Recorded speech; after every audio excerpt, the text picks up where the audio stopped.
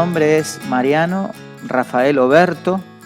eh, Pertenezco a una pequeña ciudad de la provincia de Córdoba que se llama Hernando, en Argentina. Allí nací en el año 1971 en una familia constituida por mis padres, Carlos y Beatriz, y mis hermanos, primero, antes que yo, dos, y después que yo, un tercero. El mayor se llama Uber, el segundo se llama Adrián, y el que viene después de mí se llama Claudio. Y mi familia, podríamos decir, también estaba constituida, sobre todo en mi niñez, por mi abuela, Teresa, que vivía con nosotros, que como enviudó desde muy joven, se vino a vivir con nosotros la mamá de mi mamá, y que fue un poquito otra mamá, porque nos cuidó y nos atendió mientras mi mamá, que era docente, se dedicaba a su tarea y tenía mucho tiempo fuera. Entonces mi abuela ocupaba ese espacio y lo hizo muy bien.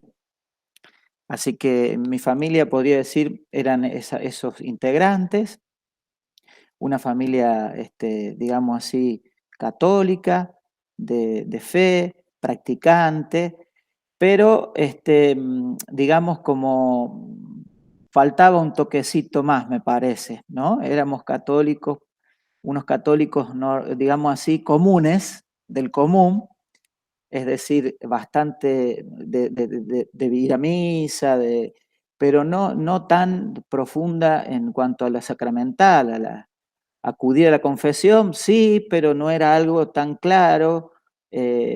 Profundizar un poquito más, participar en lugares de la iglesia, poco.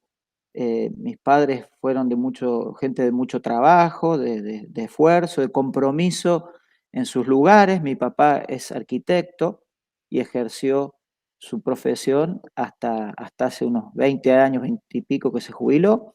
Mi mamá, docente, como le decía, también muy comprometido en sus lugares, pero en la iglesia poco participante, excepto en lo básico, ¿no? En lo esencial, digamos.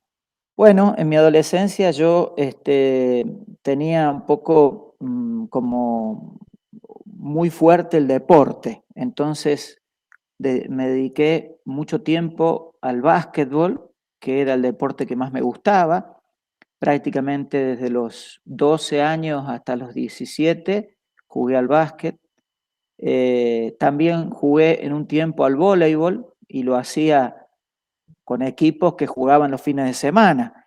Entonces muchas veces los fines de semana yo estaba un poco influenciado, digamos, por eso. Me preparaba durante la semana y el fin de semana jugaba. Así que ese era un poco lo más fuerte de mi adolescencia. También salía a bailar con compañeros y compañeras.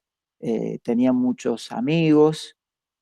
Pude así, en un pueblo, como que ya antes y ahora quizá también, la cosa era más simple, las relaciones humanas eran más simples, la gente se conoce bastante.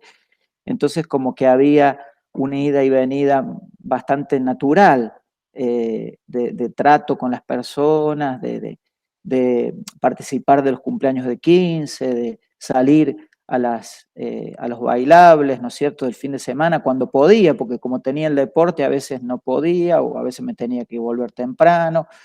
Tenía también un grupo de amigos, varones sobre todo, pero también chicas, porque iba a una escuela católica digamos así, que era mixta. Y fue una adolescencia, yo diría, sana, bastante sana, con amigos, con algún noviazgo así medio corto, pero lindo, sano, gracias a Dios, en un ambiente donde creo que se mantuvo una serie de valores muy importantes que me ayudaron después también, ¿no es cierto?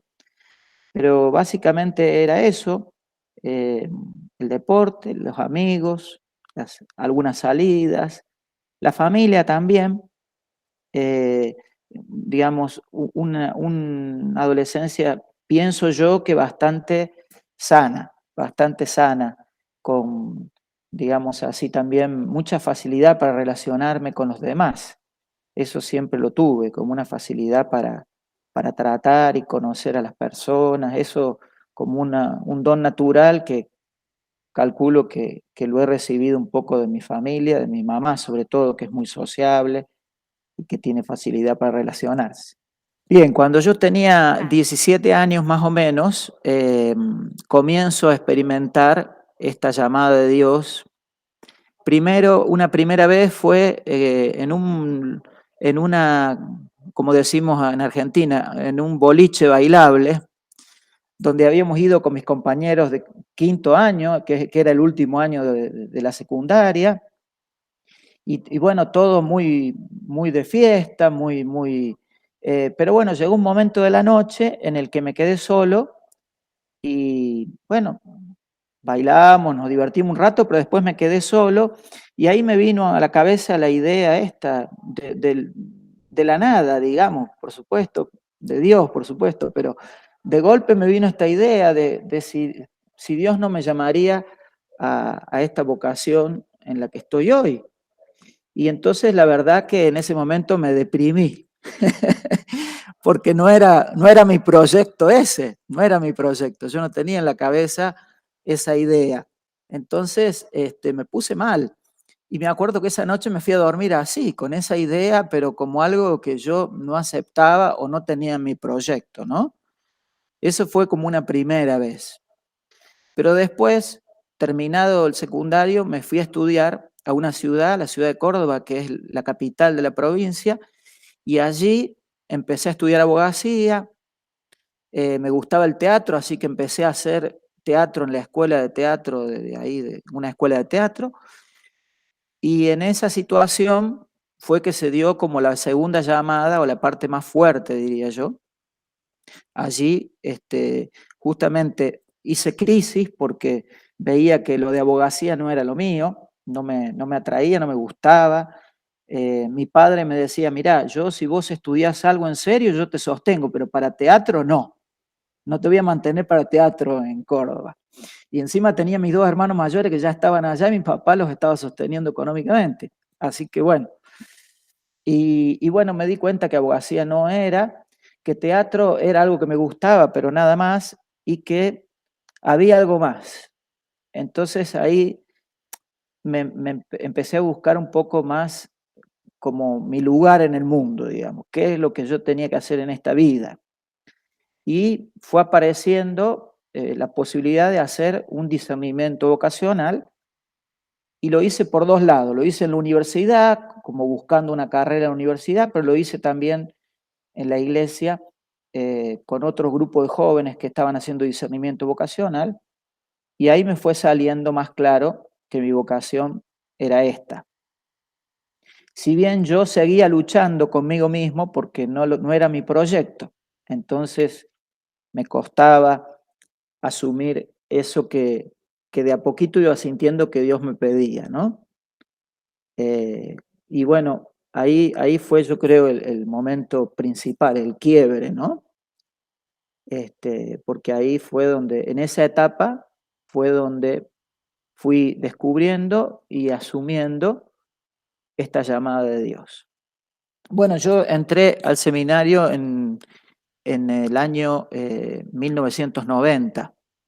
Y bueno, ese año, digamos, acá en Argentina había habido, el año anterior había habido un problema económico muy serio, cosa que no es rara en este país, y que había sacudido bastante el país, ¿no? Y la economía de muchos, entre otros de mi familia. Entonces, bueno, eso un poquito ayudó a que yo dejara de estudiar abogacía, que lo estaba haciendo a medias, dejara de hacer teatro y me fuera a vivir a la casa de mis padres, de nuevo. Y allí pensara, mi papá me dijo, mira, venís y pensás qué es lo que querés hacer y me ayudás a mí en el estudio con algunas cosas que yo necesito, que me des una mano para no estar, para hacer nada, no te quiero acá de vago, quiero que hagas algo. Bueno, entonces fui de nuevo a la casa de mis padres y allí, mientras hacía este año que fue en el año 89, de pensar y repensar,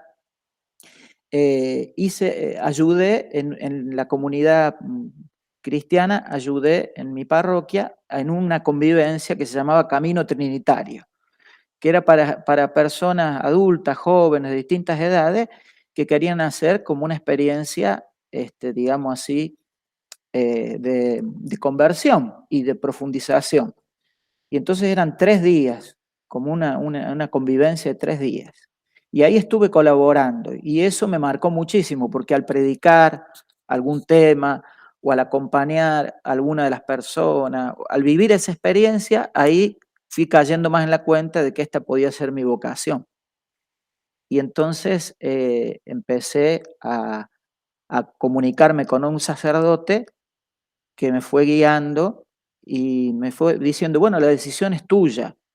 Vos tenés que decidir qué vas a hacer, porque por lo que vos me vas diciendo aquí hay algo, Dios te está pidiendo algo y hay que ver qué querés hacer vos".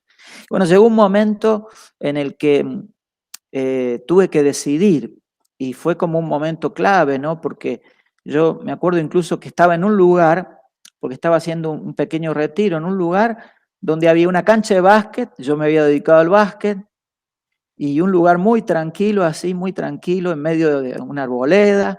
Me senté ahí y ahí sentí que tenía que tomar una decisión y animarme, ¿no? ¿Qué voy a hacer? ¿Acepto esto que Dios me pide o no lo acepto? ¿Lo quiero o no lo quiero? Sí lo acepto, voy a probar. Entonces, como diciendo, bueno, lo acepto, pero no tengo toda la seguridad, voy a probar. Y ahí entonces decidí entrar al seminario y en esos meses se lo comuniqué a mis padres, se lo comuniqué a mis hermanos, que bueno, mis padres me dijeron: "Mirá, nos sorprende muchísimo, pero si es lo que vos querés y Dios quiere eso para vos, nosotros lo aceptamos". Mis hermanos me dijeron: "Bueno, dentro de un mes te tenemos acá de vuelta", no me creían. Bueno, la cuestión es que sí, sí, me lancé y me fui al seminario, y desde el momento en que entré al seminario, puedo decir que, no tuve ninguna duda de que esa era mi vocación.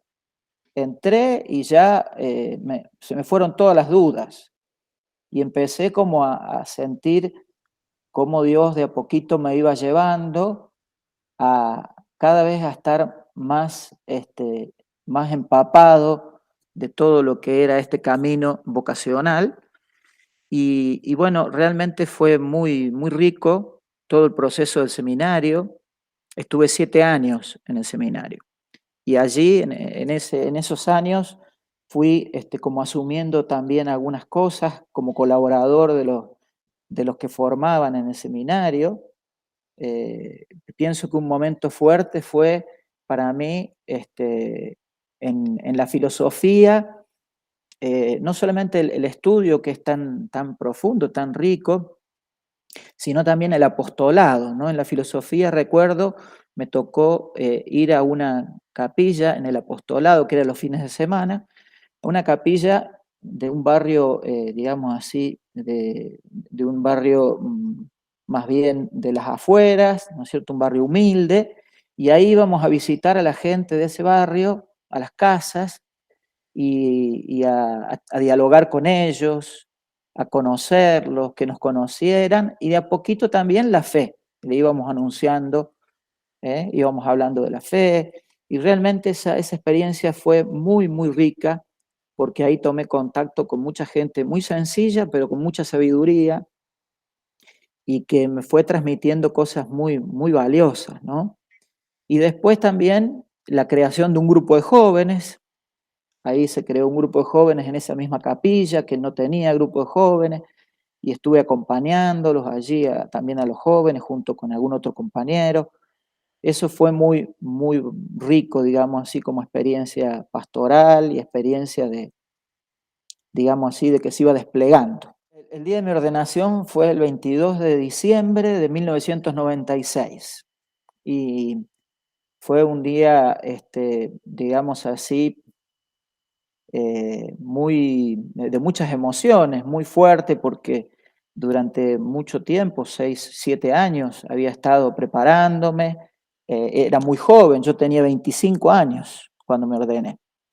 Entonces, pero yo tenía bien claro que ese era mi lugar, ese era mi camino y que Dios me estaba pidiendo eso y cada vez más claro, más confirmado, más firme, hasta llegar a ese momento que fue un día realmente, yo diría, muy marcado por la oración, porque traté de estar todo el día un poquito más como en retiro, también marcado un poco por los encuentros con algunas personas así más significativas de mi vida, con algunos familiares que vinieron, con los sacerdotes que nos acompañaron. Y bueno, yo digo que también lo que sentí mucho fue la confianza de que Dios me estaba invitando a hacer este camino que estoy haciendo y de que me daba toda la fuerza y toda la seguridad de que Él iba a estar presente en todo el camino y que yo tenía que tratar de abrazar eso con alegría y con entrega, con disponibilidad, y eso es lo que de alguna manera me movilizó a vivirlo con mucho gozo ese día, muy gozoso, porque fue un día, que, digamos así, no lo podía creer yo. No podía creer que ya había llegado ese momento y realmente, en la oración de ese día pude, entregarme al Señor y bueno, Señor, guíame de acá en adelante vos, siempre, pero de acá en adelante más todavía, porque lo que me toca me supera. Yo sabía que lo que me llamaba el Señor eso me superaba y totalmente superado por la vocación, tenía que confiar en Él y nada más. Hacer todo lo mejor que pudiera, pero confiando en Él, ¿no? Y fue un día de mucha alegría, de mucha confianza, de mucho gozo, de mucha comunión con las personas con las que me iba encontrando, bueno, pensar que ese regalo de la vocación era para mí, pero también era sobre todo para los demás y para la iglesia, ¿no? Que ahora lo veo más claro, porque uno al principio lo centra mucho en sí mismo, pero después del paso del tiempo uno se da cuenta que es sobre todo para los demás. Y eso realmente lo viví muy lindo en ese día, con mucho, digamos así, con mucha seguridad y confianza de que a eso me llamaba el Señor y que yo quería vivir eso también, ¿no? Entonces, la verdad que la noche cuando todo terminó, digamos, la celebración y todo eso, y me fui a dormir, no podía creer. No podía dormirme porque no podía creer que había llegado y que ya era sacerdote, ¿no? No lo podía creer. Y me llevó unos días y bastante caer en la cuenta de lo que era recibir y vivir esta vocación, ¿no? Y todavía estoy cayendo en la cuenta. De a poquito fui descubriendo un poco los carismas, ¿no? Sobre todo, pienso que uno de los carismas que el Señor me ha dado es la confesión, el carisma bueno, de dedicar tiempo y gustar de poder dedicar ese tiempo a confesar, a escuchar, a acompañar también espiritualmente. Ese pienso que es uno de los carismas principales que tengo, que el Señor me ha dado y que lo fui descubriendo un poco en el primer, segundo año de ministerio, que yo estuve primero en 2 o 3 parroquias. La primera parroquia, ahí en la primera parroquia estuve 2 años y medio, ahí fui un poco descubriendo el carisma también, un poquito de conducción para guiar a la comunidad también, lo fui descubriendo y viviendo ahí, con las personas que un poquito estábamos responsables de la comunidad, eh, yo y con el párroco, pues yo era vicario en ese momento, vicario parroquial, fuimos haciendo así lo que se llama acá el consejo pastoral, que es el sacerdote con un grupo de laicos que van viendo por dónde tiene que ir llevando la pastoral del lugar, de la parroquia, en comunión con lo de la diócesis. Y bueno, ahí descubrí un poquito también este don de conducción bueno, también descubrir cómo Dios a través de todos los que formamos el pueblo de Dios va haciendo, va inspirando, va invitando, ayudándonos a proyectar la vida de la comunidad y lo fui descubriendo en esos años también.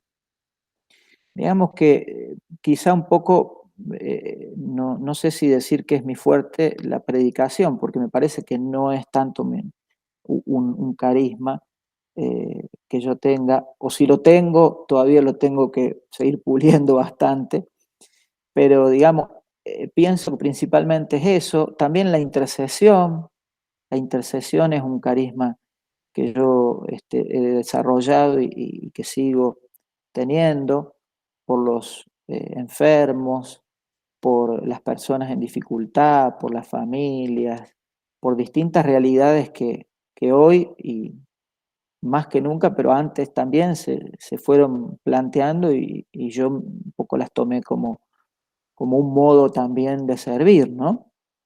Y entonces esos carismas los fui descubriendo de a poquito, ¿eh? El carisma de orar por los demás, decía recién.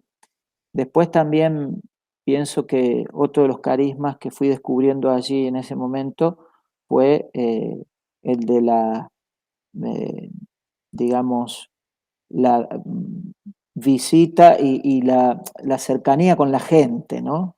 Eso siempre me ha gustado mucho, visitar a las personas, seguirlas personalmente, tratar de estar atento a la necesidad del otro, y hacer un poco esa pastoral más de tú a tú, que es la que me parece más rica, ¿no? Ahí uno descubre como regalo de Dios, lo que en cada alma se da de único y de irrepetible, podríamos decir. Uno se hace testigo de la obra de Dios en cada alma y eso es un regalo para uno, pero también es para ayudar a los demás, ¿no es cierto? Ese otro carisma que el Señor me ha dado, pienso yo. Y bueno, realmente aprendí mucho y me enriquecí mucho en ese tiempo de las familias con las que me iba relacionando, las personas con las que iba compartiendo. Sobre todo me dieron un gran testimonio de fe, de fidelidad, de entrega, de servicio, ¿no? Eso aprendí muchísimo de la gente en esos primeros años. Me ayudó mucho. ¿Eh? Y palpé mucho la providencia de Dios, que es otro de los aspectos que siempre destaco, ¿no? Cómo Dios va poniendo en nuestro camino las formas y las herramientas como para que podamos ir desplegando nuestra vocación. Bueno, pienso que es importante no centrarse en las dificultades que uno puede encontrar, porque encontramos dificultades en el seguimiento del Señor y a veces uno encuentra las dificultades también en uno mismo, sino, bueno, si algún joven está sintiendo esta llamada del Señor, que sobre todo trate de poner su confianza en la gracia que Dios le da para afrontar esa respuesta que tiene que dar en cada momento, sin pensar tanto en el futuro, en lo que puede pasar o no pasar mañana, o sea, centrándose sobre todo en que si Dios te llama, y tú estás dispuesto a responderle, Él te va a dar la gracia principalmente para responder. Que esto es algo que es sobre todo gracia, no es una cuestión de capacidades personales. Dios se sirve de las capacidades personales que encuentra, pero no son tus capacidades las que van a hacer rica la respuesta, sino tu libertad para abrirte a Dios y a la gracia. Y esto es importantísimo porque quizá hoy en día se piensa demasiado, ¿no es cierto? A veces tenemos los temores de querer tenerlo tan seguro todo, pensamos tanto las cosas que al final terminamos pudiendo desechar algo que es maravilloso. Una llamada de Dios es maravillosa, está siempre llena de sorpresas hermosas y el Señor sabe cómo y para qué nos llama y Él va desplegando esa historia. Nosotros simplemente tenemos que tratar de ser dóciles a Él, dejarnos llevar. Dejarnos llevar poniendo lo mejor de nosotros, pero dejarnos llevar, ¿no? Entonces no tener miedo, no calcular todo, no creer que depende todo de mí, sino que bueno, hay una parte que depende de mí, ¿sí? Pero con mínima, una responsabilidad básica que necesitamos tener todos, pero confiando en la gracia que es la que nos hace capaces de responder a esa llamada y no tener temor de los problemas que puedan aparecer o de las dificultades que aparecen en cualquier estado de vida y que para cualquier estado de vida, si el Señor te llama a ese estado, te va a dar el auxilio necesario para vivirlo. Entonces, ánimo, animarse, porque el Señor necesita obreros y obreras para su mies y tenemos que ser valientes para responderle. Después el Señor nos guiará y nos llevará de la mano.